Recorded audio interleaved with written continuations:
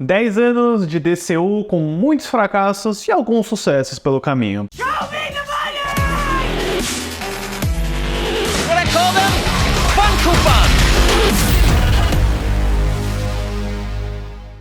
Olá, fãs da Sétima Arte, meu nome é Lucas Nascimento e esse é o Lucas Silves. E olha só, mais um vídeo de bilheteria nessa semana, né? O final do ano tá cheio de coisa, muita coisa pra comentar. Eu acabei fazendo o vídeo de bilheteria complementar de ontem totalmente focado no Natal, porque nem eu esperava que ia ter tanta coisa pra falar. Eu tava me planejando pra falar, na verdade, sobre toda a trajetória do DCU, universo estendido da DC, mas então eu resolvi fazer um spin-off daquela pauta pra esse vídeo aqui, pra gente conseguir se concentrar e falar bem sobre os números que marcaram esse universo da DC do Zack Snyder. Mas antes eu pedi para você curtir esse vídeo, se inscrever no canal e ativar o sininho para não perder a notificação dos próximos vídeos. Bom, o DCU, né, o universo que teve início com o Homem de Aço do Zack Snyder, que definitivamente não foi feito como um filme para ser o início de um universo, como foi o Homem de Ferro pro MCU em 2008, mas sim uma tentativa da Warner Bros. Correr atrás do tempo perdido, né? Enquanto o MCU tava começando,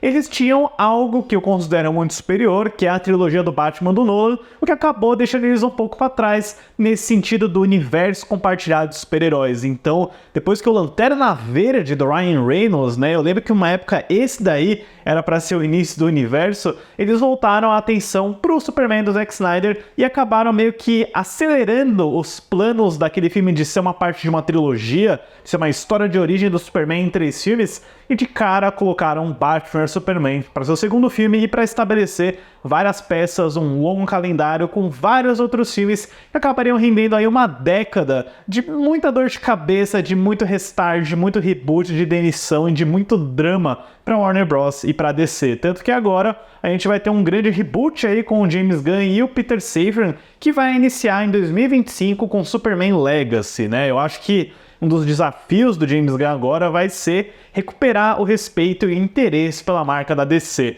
Mas então, com Aquaman 2 ainda nos cinemas, e eu vou trazer alguns números atualizados, vamos relembrar toda a trajetória financeira do DCU.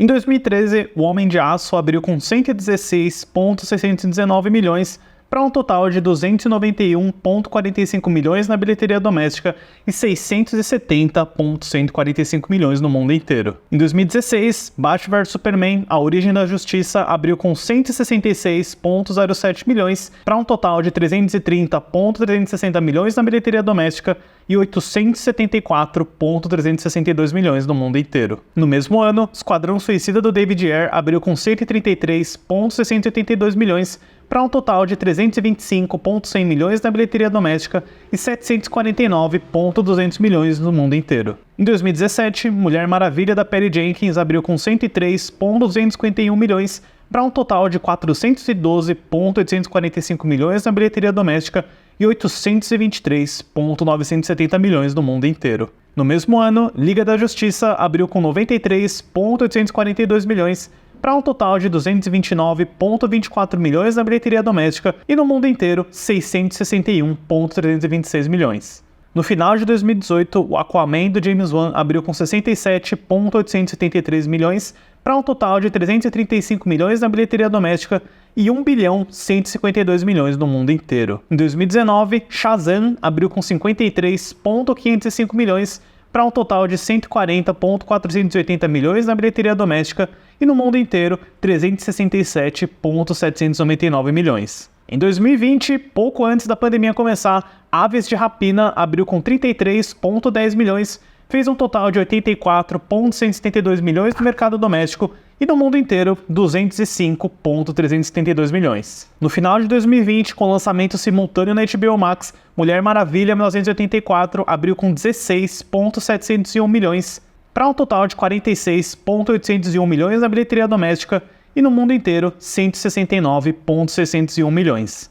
Em 2021, o Esquadrão Suicida do James Gunn, também com lançamento simultâneo na HBO Max, abriu com 26,205 milhões, fez um total de 55,817 milhões no mercado doméstico e no mundo inteiro 168,717 milhões. Em 2022, Adão Negro, estrelada pelo Dwayne Johnson, abriu com 67,04 milhões, fez um total de 168,152 milhões na bilheteria doméstica e no mundo inteiro 393,252 milhões. Em 2023, Shazam! Fúria dos Deuses abriu com 30,111 milhões para um total de 57,638 milhões na bilheteria doméstica e no mundo inteiro 133,838 milhões.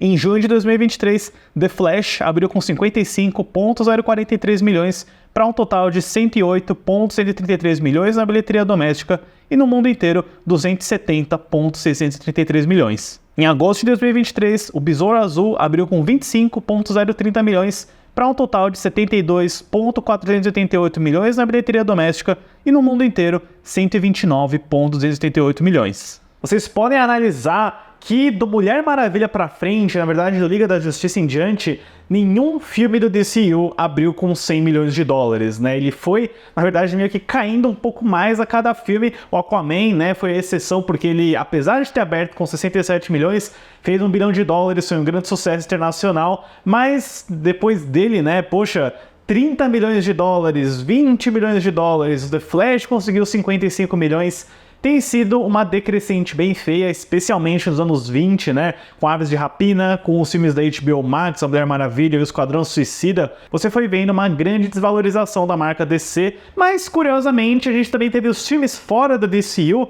como o Coringa e o The Batman do Matt Reeves, que foram muito bem sucedidos financeiramente, com a crítica. O Coringa fez $1 bilhão, ganhou o Oscar, foi um grande sucesso, então ainda existe interesse nos personagens da DC, mas eu sinto que o público ficou mais esperto também, sabe? O público não vai aceitar simplesmente um filme que tem um personagem da DC, que tem 2 Batmans lá, mas que ele tem consciência que aquele universo não vai valer mais nada, de que aquele universo não faz muito sentido, de que vai ter um reboot com um novo Superman daqui 2 anos, né? O pessoal tá ficando mais ligado nessas coisas e eu acho que isso vai ser muito importante para como o James Gunn vai seguir a empresa nesses próximos anos, né? Dizem que tem um plano de 10 anos aí, vamos ver o que vai sair disso. Eu adoro esses personagens, eu adoro a DC, então eu torço pro melhor sempre, né? Então, vamos dar uma olhadinha no Aquaman 2 Reino Perdido, que tá nos cinemas aí. Ele teve até que um bom resultado na terça-feira, que é o chamado Boxing Day nos Estados Unidos, já que ele fez 8,5 milhões de dólares, o que leva a arrecadação doméstica dele para 47 milhões e um total global de 141,7 milhões de dólares. Eu preciso dizer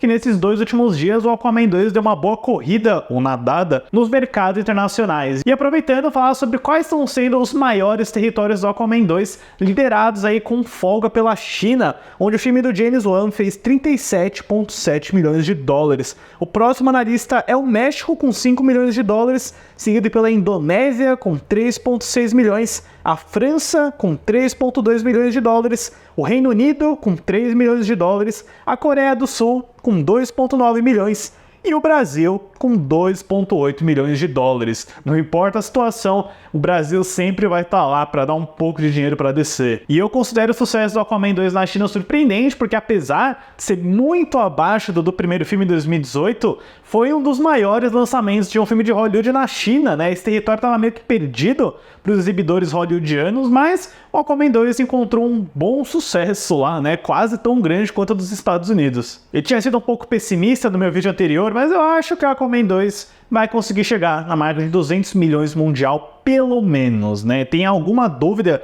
se ele vai conseguir bater 100 milhões no mercado doméstico, que eu sempre reitero, é importante para os lucros do estúdio, né? Da onde eles tiram o maior pedaço da torta. Vamos ficar acompanhando, né? O sucesso da Cor Púrpura foi muito grande, o Wonka ainda tá fazendo bastante dinheiro, então, apesar do Aquaman 2, a Warner Bros. Tá tendo um bom Natal com esses outros 2 sucessos musicais. Lembrando que o Aquaman 2 tem um orçamento estimado entre 205 e 215 milhões, o valor de break-even seria quase 600 milhões de dólares, o que eu acho meio impossível de acontecer, mas é aquela situação onde o David Zaslav meio que jogou a toalha, não quer nem saber. Se a gente for comparar como que o marketing do Aquaman 2 foi executado, foi uma promoção muito mais tímida do que alguns outros filmes, ele não teve um tapete vermelho, né? Eu reitero isso, Esse é um lançamento tradicional de Premiere, tapete vermelho para um filme grande, para um filme de 200 milhões de dólares, e isso foi o que a Aquaman teve, sabe? Foi uma festa da firma com uma escultura de gelo. Apesar do Aquaman 2 ter investido mais do que o The Flash, por exemplo, que não podia, né, celebrar o Ezra Miller de forma alguma, colocando Jason Momoa e o Patrick Wilson numa turnê mundial, na CCXP e na China, né? Eu acho que esse investimento na China valorizou porque o filme fez bastante dinheiro lá e acabou rendendo ótimos memes como essa dancinha. Mas é basicamente isso, pessoal. Esse é o fim do DCU, né? Eu não diria que foi uma franquia muito lucrativa. Teve alguns sucessos pelo caminho, teve o Aquaman, teve a Mulher Maravilha, mas no geral foi muita troca, foi muito reboot, foi muita desvalorização da marca da DC e eu sinceramente torço para que o James Gunn consiga acertar as coisas a partir de 2025. Deixe aí nos comentários depois qual é a sua aposta para o número final de Aquaman 2 e suas esperanças para o futuro da DC no cinema. Certo, pessoal? Obrigado pela visita e até a próxima sessão.